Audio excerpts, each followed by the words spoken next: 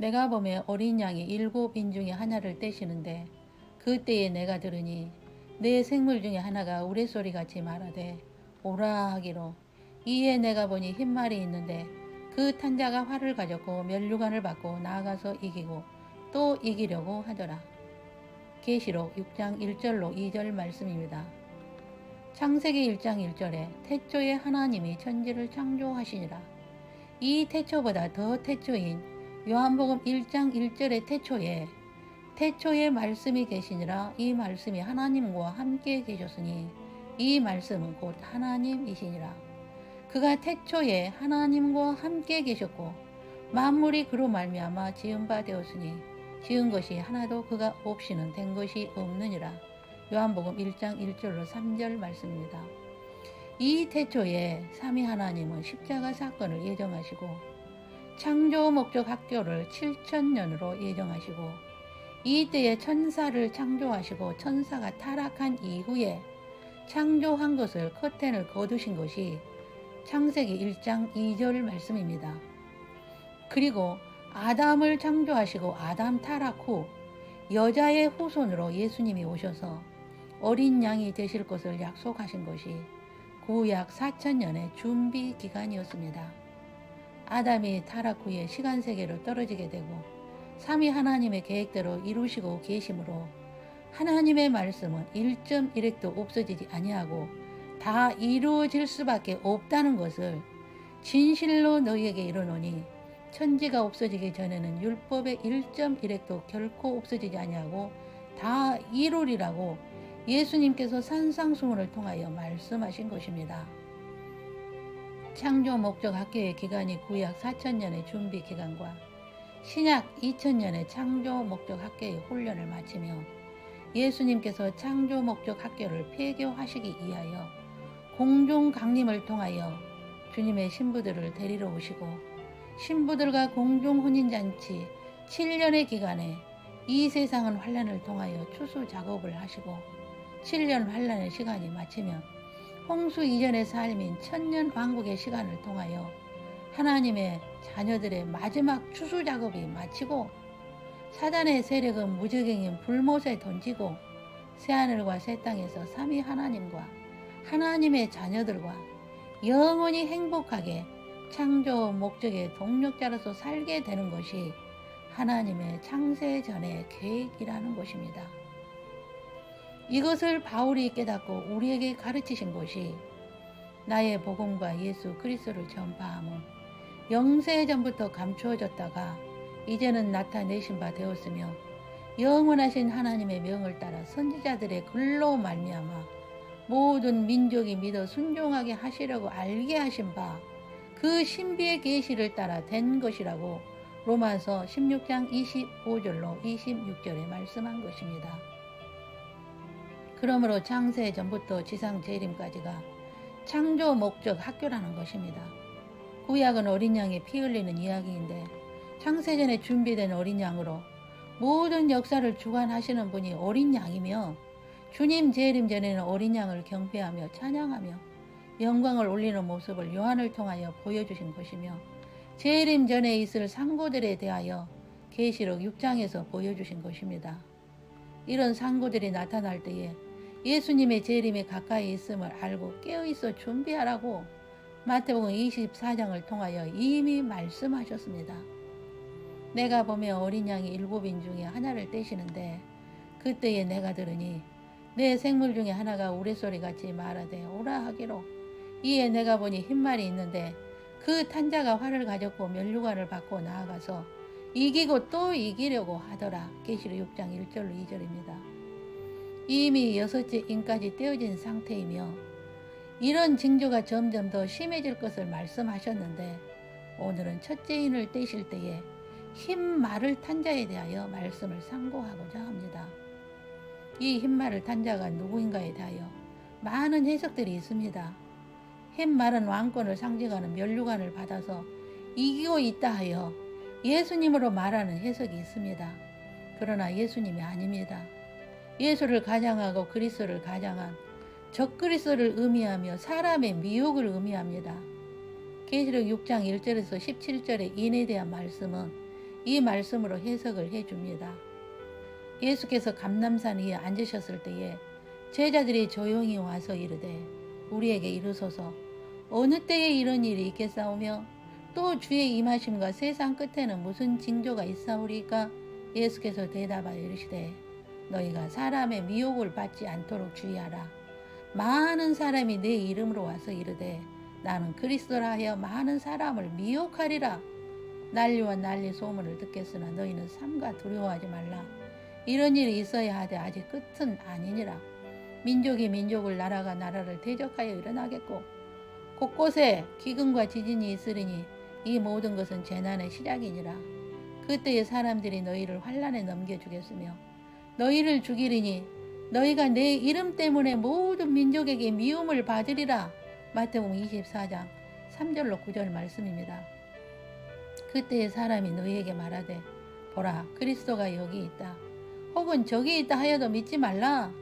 거짓 그리스도들과 거짓 선지자들이 일어나 큰 표적과 기사를 보여 할 수만 있으면 택하신 자들도 미혹하리라.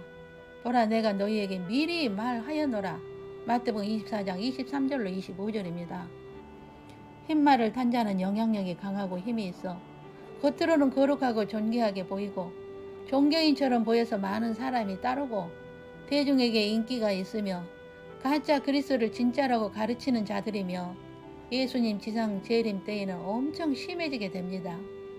수많은 사람들이 여기에 빠져서 진짜를 찾기 힘들게 되며 이런 일들이 반드시 일어나야 하는 것이 삼위 하나님의 계획이라는 것입니다.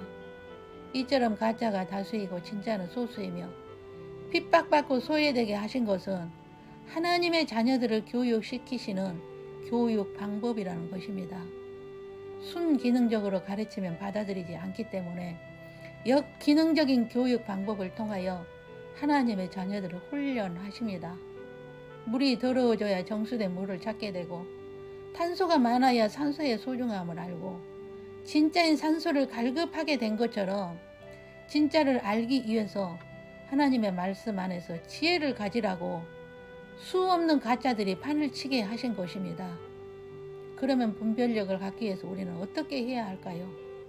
첫 번째, 가짜가 이 세상에 난무하고 많다는 것을 인정하는 것입니다. 두 번째, 가짜가 더 세력이 강하고 영향력이 있다는 것을 인정하는 것입니다. 세 번째, 가짜 그리스도를 따르는 자는 구원이 무효화된다는 것을 인정하는 것입니다. 네 번째, 재림이 가까울수록 가짜가 많아지고 강하게 퍼진다는 것을 인정하는 것입니다. 다섯 번째, 지상 재림 직전에 적그리스도들을 잡아 불못에 던져지고 큰 성 바벨론이 망할 것을 인정하는 것입니다. 여섯째, 사탄과 그 자녀들을 불못에 던지는 일이 지상 재림 직전에 있음을 인정하는 것입니다. 일곱 번째, 공중 강림 때 신부들이 들림받아 혼인잔치에 참여하고 지상 재림 때 같이 오고 천년 왕국에서 왕노릇하고 새 예루살렘에서 왕노릇하게 됨을 인정하는 것입니다. 이 신비를 깨닫는 자는 많지 않습니다. 이 신비를 깨닫는 자는 영적 분별력이 있는 자이며 이것을 창조 목적 학교 학생들이 배우게 합니다. 그러면 진짜가 누구일까요?